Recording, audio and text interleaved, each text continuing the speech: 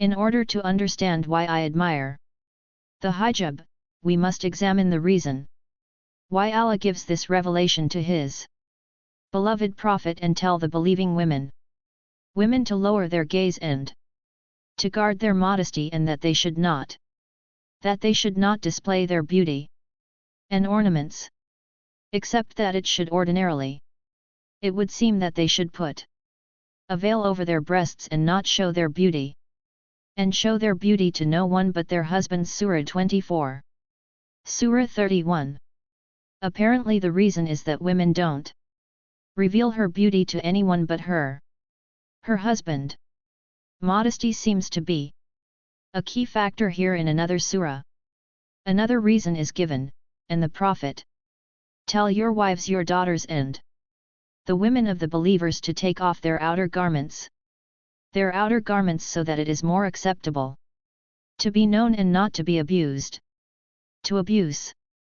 And always Allah is forgiving and merciful. Surah 3359. The second reason is to distinguish themselves from Muslim women, and to avoid the abuse or molestation, as some translations. To summarize, we can say that the hijab in Islam should guarantee two things: a woman's modesty and a woman's freedom. A woman's freedom from violence. About a woman's modesty. A woman's modesty here, that is, the modesty that the Quran speaks of, is that a woman's beauty belongs and should be enjoyed only her husband. It's a beautiful thing. Isn't it? Isn't it? Really beautiful until you realize that the same Quran allows the husband of Ai to marry other women other than his wife, and if you're afraid that you can't do justice to the orphaned girls, then marry other women of your choice of 2 or 3 or 4. But if you're afraid you can't do fair to them, then only one or the slaves that your right of hand owns. That's closer to keeping you from injustice. Surah 43. Ai beat your wife to make her submit if he fears of rebellion. Men are the protectors and helpers of women because Allah has made one of them superior the other, and because they spend to support them out of their own resources. So righteous women are faithfully obedient to Allah and their husbands, and guard in the absence of their husbands that which Allah commands to guard, for example, their chastity, their husband's property. As for those women on whose part you see bad behavior, rebuke them first, next refuse to share their beds, and finally beat them.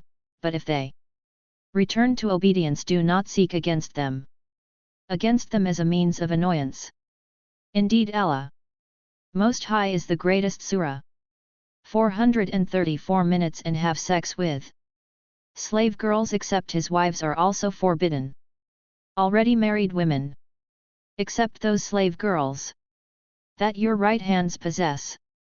Allah has ordained that all others are lawful, provided you seek in marriage with moral wedding money given by a husband to his wife during out of your marriage from your property, desiring chastity without committing unlawful sexual intercourse, and also with those of whom you have enjoyed sexual intercourse, give them as prescribed.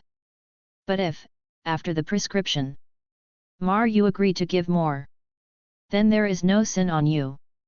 Indeed, Allah is Allah, omniscient of all. This will be discussed a little bit later. If we take into account all the above factors, we seem to have to get a clearer picture of what this hijab is all about. It seems to be another way for women to submit to the whims of their husbands.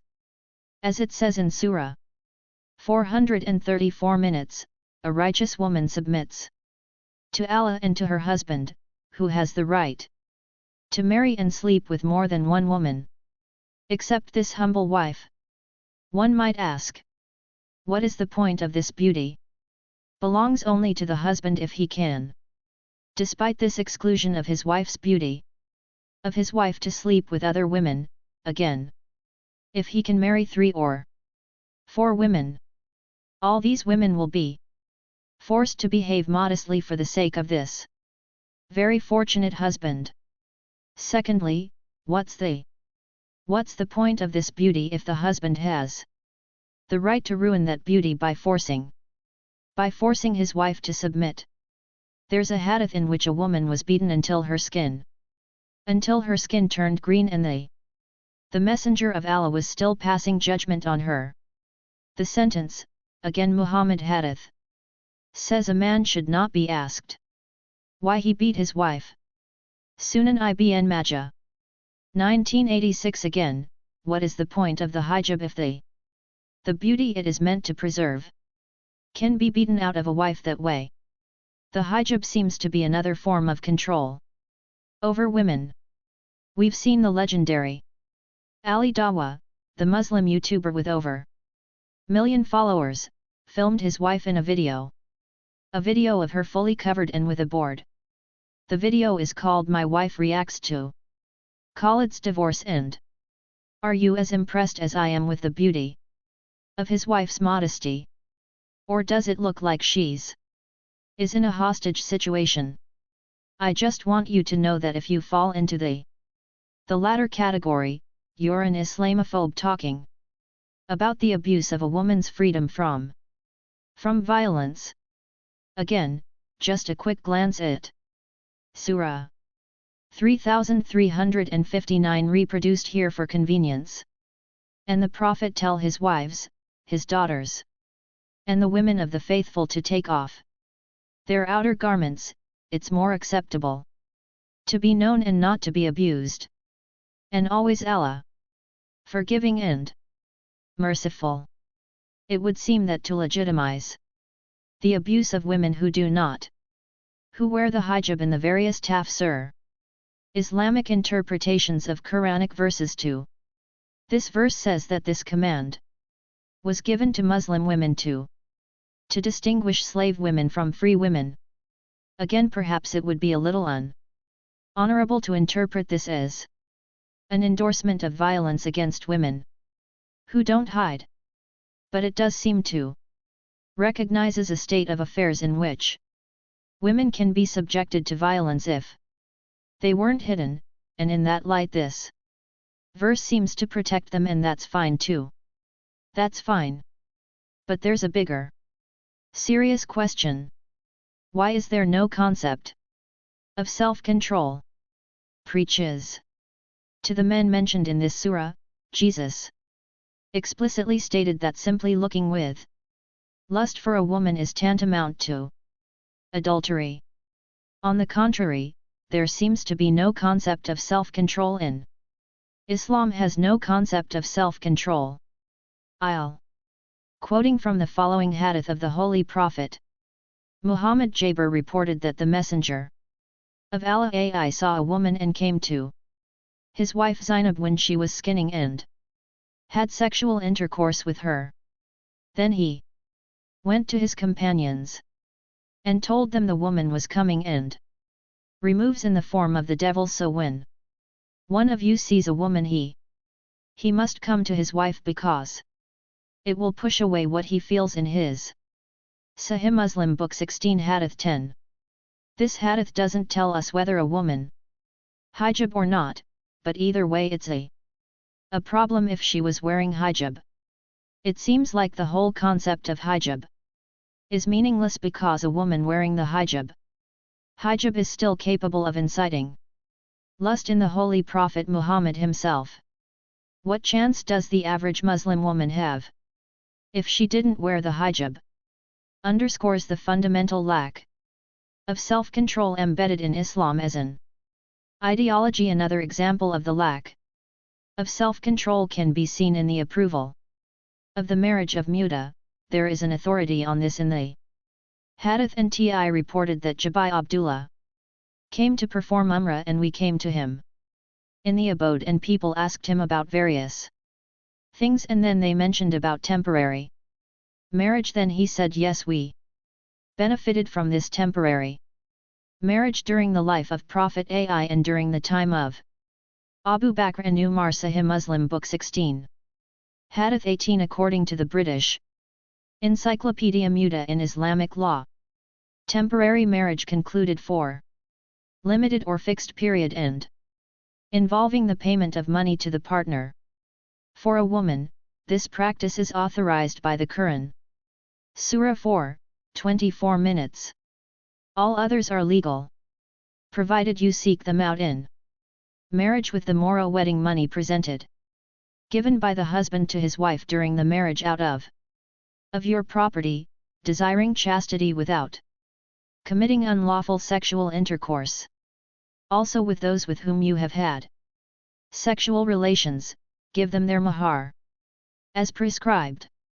But if after the prescription of the mahar you agree to give more, then there is no sin on you. Allah is indeed omniscient of all. There is no disagreement as to whether the marriage of Mut'ah should be performed today, or whether it was cancelled before the day of resurrection, but there is no doubt that at some point it was a practice authorized by the Holy Prophet. Again, just for emphasis and a practical example, Rabbi Sobr reported that his father went on an expedition with the Messenger of Allah, and at the time of defeating the Messenger of Allah and we were there for 15 days, that is 13 full days, day and night, and Allah, the Messenger of Allah AI, allowed us to have temporary marriages with women. So I and one other man from of my tribe came out, and I was more handsome than him, whereas he was almost ugly. We each had a cloak. My cloak was worn out. My cousin's cloak was brand new. When we reached the lower or the upper part of the Mecca, we met a woman who looked like a young intelligent camel with a long neck. We said, if it was possible that one of us could make a temporary marriage with you. She said that you would give me as a devotee each of us. We spread out our cloaks. She began glancing at both men. My companion also looked at her when she glanced at herself and said, this his cloak is worn out while my cloak is quite new. She however said twice or 3 times, there is no harm in to take this old cloak. So I entered into a temporary marriage with her and did not come out of it until the Messenger of Allah AI declared it forbidden. Sahih Muslim Book 16 Hadith 23. The thing is, there seems to be a more serious problem in Islam is getting men to control themselves. Women are forced to be modest so that she can help men in this, but according to Islam's most reliable sources, it just doesn't.